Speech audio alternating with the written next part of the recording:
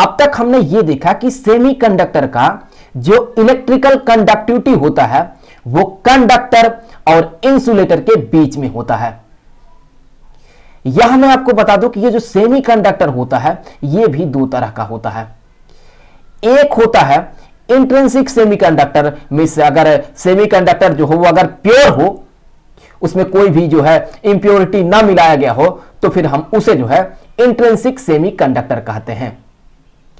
Intrinsic semiconductor का जो example है वो है यहां पर सिलिकॉन और जर्मेनियम। और दूसरा होता है एक्सट्रिंसिक सेमीकंडक्टर। अगर जो है हम उस सेमीकंडक्टर में जो है अगर हम इंप्योरिटी मिला देते हैं तो फिर हम उसे जो है एक्सट्रिंसिक सेमीकंडक्टर कहते हैं। ये जो एक्सट्रिंसिक सेमीकंडक्टर होता है ये भी दो तरह का होता है। एक होता है यहां पर n type semiconductor, n type semiconductor, और दूसरा होता है यहां पर पी टाइप सेमीकंडक्टर। तो हम यहां पर ये जो एक्सट्रिंसिक सेमीकंडक्टर है इस पर तो हम अगले वीडियो में बात करेंगे। फिलहाल ये जो इंट्रिंसिक सेमीकंडक्टर है इस पर हम इस वीडियो में बात करेंगे। हमें पता है कि सिलिकॉन के एक एटम की लास्ट वाले ऑर्बिट में जो है कुल 4 इलेक्ट्रॉन होते हैं, और हमें पता है कि हर एक एटम ये कोशिश करता है कि उसके लास्ट वाले ऑर्बिट में जो है कुल 8 इलेक्ट्रॉन रहे और वो स्टेबल रहे। तो इसलिए अगर हम जो है सिलिकॉन का एक क्रिस्टल लेते हैं तो उसमें जो सिलिकॉन के एटम होते हैं वो अपने आसपास जो सिलिकॉन के एटम होते हैं उनके साथ जो है इलेक्ट्रॉन का शेयर करता है और वो कोवैलेंट बॉन्ड बनाता है। तो यहां पर ये रहा वो एक सिलिकॉन का हमने मान लिया क्रिस्टल, और यहां पर ये इलेक्ट्रॉन के साथ जो है ये शेयर करके देखें ये कोवैलेंट बॉन्ड बनाया हुआ है। अगर आप इस सिलिकॉन के एटम को लेते हैं तो देखिए यहां पर इसके जो है ये 4 इलेक्ट्रॉन है, और इस सिलिकॉन का ये जो एटम है इसके इस इलेक्ट्रॉन के साथ कोवैलेंट बॉन्ड बनाया है, इस सिलिकॉन के एटम के साथ इस इलेक्ट्रॉन के साथ कोवैलेंट बॉन्ड बनाया है। इसलिए ये वाला जो सिलिकॉन का एटम है इसके इस इलेक्ट्रॉन के साथ कोवैलेंट बॉन्ड बनाया है, उसी तरह से इसके जो है इस इलेक्ट्रॉन के साथ ये कोवैलेंट बॉन्ड बनाया हुआ है। तो अब यहां पर इसके लास्ट वाले ऑर्बिट में देखिए कुल हो गया 8 इलेक्ट्रॉन, और ये जो है ये बहुत ज्यादा स्टेबल हो गया है। और यहां पर अभी जो हम बात कर रहे हैं हम यहां पर ये मान रहे हैं कि जो टेम्परेचर है ये टेम्परेचर यहां पर 0 केल्विन है।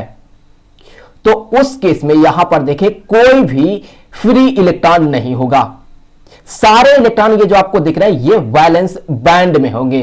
तो चलिए एक बार इसे जो है जो बैंड एनर्जी थ्योरी है उससे भी समझने का कोशिश करते हैं। तो यहां पर ये जो एक्सिस है ये हम मान रहे हैं कि ये जो एनर्जी है उसको रिप्रेजेंट कर रहा है। तो एनर्जी को हम यहां पर इलेक्ट्रॉन वोल्ट में मेजर करते हैं, तो ये हो गया। और यहां पर जो है हम अभी जो वैलेंस बैंड होगा उसे हम बनाएंगे। तो यहां पर ये हो गया यहां पर वैलेंस बैंड। सो ये हो गया यहां पर वैलेंस बैंड, और ये जो वैलेंस बैंड आपको दिख रहा है ये वैलेंस बैंड यहां पर जो है ये पूरी तरह से ये भरा हुआ है, पूरी तरह से। तो यहां पर जो है जो इलेक्ट्रॉन होंगे वो वैलेंस इलेक्ट्रॉन होंगे जो कि यहां पर आपको दिख रहे हैं। सो ये सारे हो गए, हमने मान लिया कि वो हो गए ये वैलेंस इलेक्ट्रॉन। तो यहां पर ये जो है ये कुछ इस तरह के हो गए ये वैलेंस इलेक्ट्रॉन इस वैलेंस बैंड में। अगर यहां पर देखें कंडक्शन बैंड की तो कंडक्शन बैंड पूरी तरह से खाली होगा, क्योंकि यहां पर जो है इस कंडक्शन बैंड में कोई भी इलेक्ट्रॉन नहीं है। तो ये जो कंडक्शन बैंड है ये यहां पर अभी ये पूरी तरह से खाली है। तो अभी अगर हम यहां पर एक इलेक्ट्रिक फील्ड अप्लाई करते हैं, चलिए बेहतर समझने के लिए हम ये मान लेते हैं कि यहां पर जो है ये एक सिलिकॉन का पीस है। हमने मान लिया कि ये जो है ये सिलिकॉन का एक पीस है।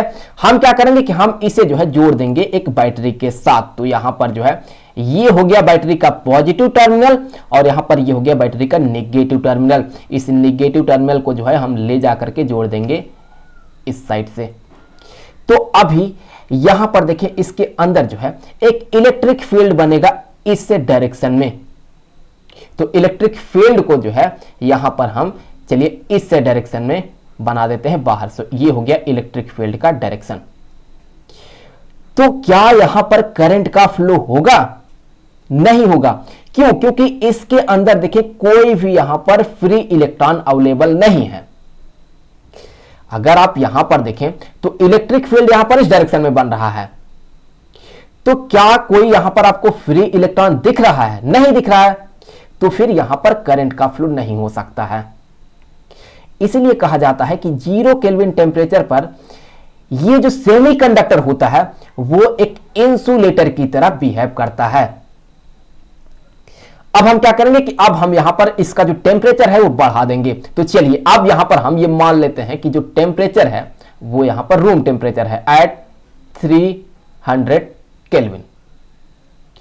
तो अभी यहां पर देखें, इस वैलेंस बैंड से जो है इलेक्ट्रॉन को कंडक्शन बैंड में जाने के लिए यहां पर ये एक फॉरबिडन एनर्जी गैप होता है, उस एनर्जी को इसे लेना होता है। अगर उतना एनर्जी इस इलेक्ट्रॉन को मिल जाता है तो ये यहां से इस वैलेंस बैंड से जो है ये कंडक्शन बैंड में चला जाता है। तो यहां पर ये सिलिकॉन के लिए मैं आपको बता दूं कि ये जो फॉरबिडन एनर्जी गैप होता है ये हमने देखा था लास्ट वाले वीडियो में कि ये बराबर होता है 1.1 इलेक्ट्रॉन वोल्ट। तो अगर जो है इससे ज्यादा एनर्जी जो है इसको मिल जाता है तो फिर ये यहां से इस कंडक्शन बैंड में चला जाता है। तो यहां पर इस टेम्परेचर पर जो है थर्मल एनर्जी हम मान रहे कितना पर्याप्त है कि ये जो है ये यहां से जो ये कोवैलेंट बॉन्ड बनाया हुआ है इलेक्ट्रॉन उसको ये तोड़ सकता है।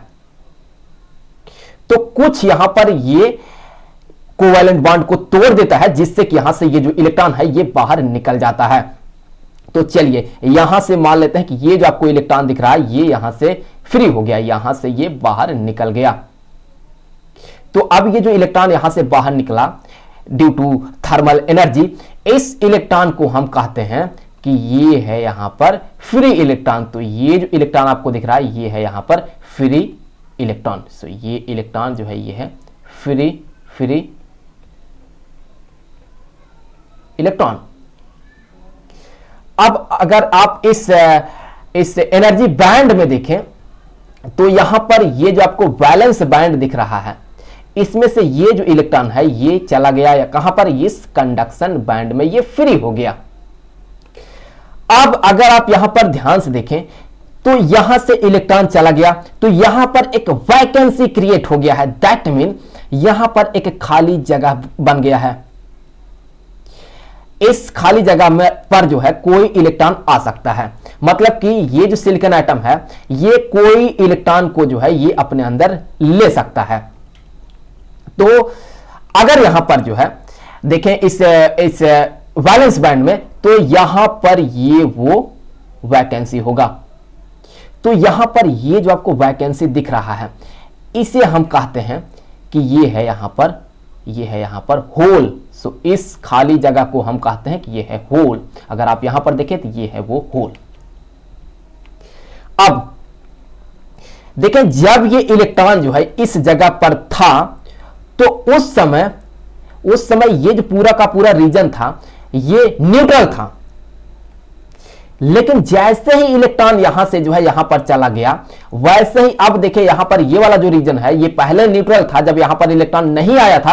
अब जैसे ही इलेक्ट्रॉन आएगा यहां पर वैसे ये जो रीजन है ये अब निगेटिवली चार्ज रीजन बन जाएगा। यहां पर निगेटिव चार्ज का जो इंफ्लुएंस है इस पॉजिटिव चार्ज के रिस्पेक्ट में वो बढ़ जाएगा।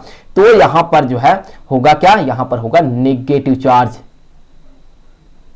जबकि यहां से जो है इलेक्ट्रॉन चला गया तो अब यहां पर ये जो रीजन होगा ये पॉजिटिव चार्ज के इंफ्लुएंस में आ जाएगा, क्योंकि जब इलेक्ट्रॉन नहीं गया था तब तो न्यूट्रल था, लेकिन जैसे ही चला गया वैसे ही अब ये जो है पॉजिटिव चार्ज के इंफ्लुएंस में आ जाएगा। तो यहां पर जो है हम कहते हैं कि होल के पास जो है ये होता है पॉजिटिव चार्ज। अगर यहां पर इलेक्ट्रिक फील्ड कोई भी अप्लाई नहीं किया गया है तो उस केस में यहां पर ये जो इलेक्ट्रॉन का मोशन होता है ये रैंडम होता है। अगर यहां पर जो है देखें तो कोई इलेक्ट्रॉन कहीं से जो है कहीं से आकर के इस जो है होल को भर सकता है, कहीं से, चाहे यहां से आकर के भर सकता है या फिर यहां से आकर के भर सकता है या फिर यहां से आकर के भर सकता है, कहीं से भी जो है इस होल को इलेक्ट्रॉन आकर के भर सकता है जब यहां पर इलेक्ट्रिक फील्ड अप्लाई नहीं किया गया होगा तब। तो अभी मान लेते हैं कि इस टेम्परेचर के कारण जो है, ये जो थर्मल एनर्जी है, इसके कारण एक इलेक्ट्रॉन जो है यहां से बाहर निकल जाता है। तो अगर यहां से ये इलेक्ट्रॉन बाहर निकलेगा तो ये जो होल है इसके पास इतनी कैपेसिटी है कि ये इस इलेक्ट्रॉन को जो है खींच लेगा और ये जाकर के इलेक्ट्रॉन इसको भर देगा, तो ये अब यहां पर ये स्टेबल हो जाएगा। लेकिन आप ये सोचे कि जैसे ही इलेक्ट्रॉन यहां से चला गया वैसे ही अब यहां पर जो है एक होल क्रिएट हो जाएगा, अब यहां पर एक खाली जगह बन जाएगा। तो यहां पर इलेक्ट्रॉन और होल जो है वो इस तरह से रैंडम डायरेक्शन में मूव करता है। यहां पर आपके मन में आ सकता है कि भाई इलेक्ट्रॉन मूव कर रहा है तो हम ये क्यों कह रहे हैं कि होल मूव कर रहा है। देखिए, जब इलेक्ट्रॉन जो है यहां पर था इस जगह पर, तब होल यहां पर था इस जगह पर। अब जैसे ही ये इलेक्ट्रॉन यहां पर चला गया वैसे यहां पर एक होल बन गया। तो हम ये कहेंगे कि इलेक्ट्रॉन जैसे ही यहां से इस डायरेक्शन में गया वैसे ही होल जो है वो इसके अपोजिट डायरेक्शन में, इस डायरेक्शन में मूव किया और यहां पर चला आया। वैसे रियल में देखें तो होल मूव नहीं करता है, लेकिन हमें ऐसा ये आभास होता है कि इलेक्ट्रॉन जिस डायरेक्शन में मूव करता है उसके अपोजिट डायरेक्शन में जो है होल मूव करता है। अब देखिए आप, यहां पर जब होल क्रिएट हो जाएगा यहां पर इस जगह पर, तो अब ये जो पॉजिटिव चार्ज है वो पॉजिटिव चार्ज जो है अब यहां पर चलाएगा। अब ये जो रीजन है यहां पर पॉजिटिव चार्ज का इंफ्लुएंस बढ़ जाएगा। अब यहां पर जो है पॉजिटिव चार्ज का कोई इंफ्लुएंस नहीं होगा क्योंकि यहां पर अब कोटर नहीं है। अब ये जो रीजन है ये न्यूट्रल बन जाएगा और ये जो सिलिकॉन एटम है ये स्टेबल हो जाएगा। तो हम ये कह सकते हैं कि इलेक्ट्रॉन और होल ये चार्ज को जो है ये कैरी करता है। तो इसीलिए हम इलेक्ट्रॉन और होल को जो है चार्ज कैरियर कहते हैं। मुझे फ्री इलेक्ट्रॉन कहना चाहिए कि फ्री इलेक्ट्रॉन और होल चार्ज कैरियर होते हैं। तो free electron, free electron and hole ये जो होते हैं ये यहां पर क्या होते हैं, यहां पर ये जो है ये चार्ज कैरियर होते हैं। सो ये चार्ज को कैरी करता है, इसलिए हम इन्हें चार्ज कैरियर कहते हैं। अब अगर आप किसी सर्टेन जगह को देखें तो वहां पर जितने नंबर ऑफ फ्री इलेक्ट्रॉन होंगे उतने ही नंबर ऑफ जो है होल भी होंगे।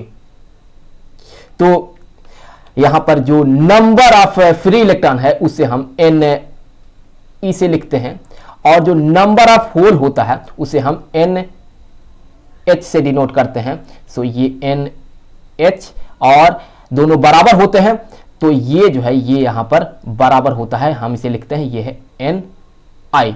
और ये जो आपको NI दिख रहा है इसे हम कहते हैं ये है इंट्रिंसिक कैरियर कंसंट्रेशन। अभी अगर आप देखें तो यहां पर इस टेम्परेचर के कारण जो है इस सिलिकॉन के क्रिस्टल में बहुत सारे जो है हम कह सकते हैं कि फ्री इलेक्ट्रॉन होंगे और जो है कोटर भी होंगे। तो अगर हम यहां पर ये मान लेते हैं कि जो है यहां से कुछ इलेक्ट्रॉन इस जो है कंडक्शन बैंड में चला गया, सो यहां से जो है ये इस कंडक्शन बैंड में चला गया, तो ऐसे केस में क्या होगा कि यहां पर उतने ही होल बन जाएंगे।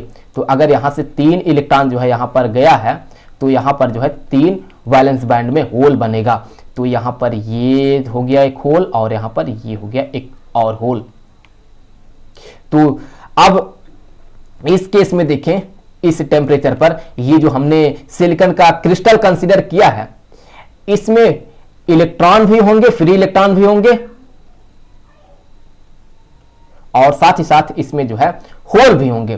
तो इसमें यहां पर होल भी होंगे, तो यहां पर ये हो गया होल। अब अगर हम यहां से जो है इलेक्ट्रिक फील्ड अप्लाई करते हैं, जब हम यहां पर पोटेंशियल डिफरेंस अप्लाई करेंगे तो इसके अंदर यहां पर देखें एक इलेक्ट्रिक फील्ड बनेगा।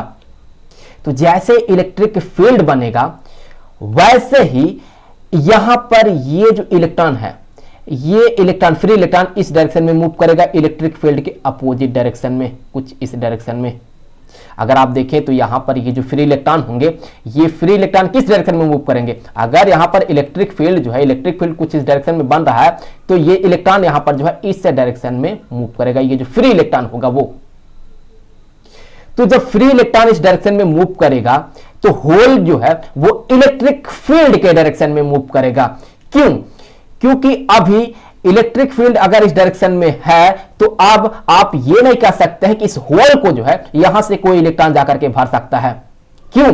क्योंकि इलेक्ट्रिक फील्ड के डायरेक्शन में इलेक्ट्रॉन मूव नहीं करता है। तो अब जो पॉसिबिलिटी है कि इस होल को कौन इलेक्ट्रॉन भरेगा, वो यहां पर इस रीजन से आकर के ही इलेक्ट्रॉन भर पाएगा। तो इलेक्ट्रिक फील्ड इस डायरेक्शन में है, तो ये वाला इलेक्ट्रॉन ही अगर इसे भरता है तो फिर यहां पर क्या बनेगा? यहां पर एक होल बन जाएगा। तो हम कहेंगे कि ये होल जो है यहां से यहां चला आया। तो इलेक्ट्रिक फील्ड के डायरेक्शन में होल मूव करता है। तो अब यहां पर होल जो है वो इस डायरेक्शन में मूव करेगा जिस डायरेक्शन में ये इलेक्ट्रिक फील्ड बना हुआ है। तो यहां पर ये जो फ्री इलेक्ट्रॉन मूव कर रहा है, इसके कारण जो करंट फ्लो होता है इसे हम इलेक्ट्रॉन करंट कहते हैं। तो इलेक्ट्रॉन करंट यहां पर इस डायरेक्शन में फ्लो करेगा। तो ये जो इलेक्ट्रॉन करंट है इसे हम आई ई से डिनोट करते हैं। तो आई ई से डिनोट करते हैं। और ये जो होल के कारण करंट फ्लो हो रहा है इसे हम होल करंट कहते हैं। और इसे जो है हम यहां पर आई एच से डिनोट करते हैं। ये है यहां पर होल करंट। इलेक्ट्रॉन करंट और होल करंट का जो डायरेक्शन है वो यहां पर सेम है। तो अब हम ये कहेंगे कि इसमें करंट का फ्लो हो रहा है। तो ये जो नेट करंट इसमें फ्लो होगा वो नेट करंट आई बराबर होगा यहां पर आई ई प्लस आई एच के। तो ये होता है यहां पर नेट करंट। तो इसीलिए कहा जाता है कि अगर जो है सिलिकॉन जो है वो रूम टेम्परेचर पे रहेगा तो उसमें जो है थोड़ा बहुत उस टेम्परेचर के कारण जो है यहां पर फ्री इलेक्ट्रॉन होता है और जिससे कि जो है उसमें थोड़ा बहुत करंट का फ्लो होता है। तो मुझे उम्मीद है कि ये वीडियो आपके लिए काफी हेल्पफुल रहा होगा। अब अगले वीडियो में जो है हम एक्सट्रिंसिक सेमीकंडक्टर पे बात करते हैं। तो मिलते हैं आपसे अगले वीडियो में।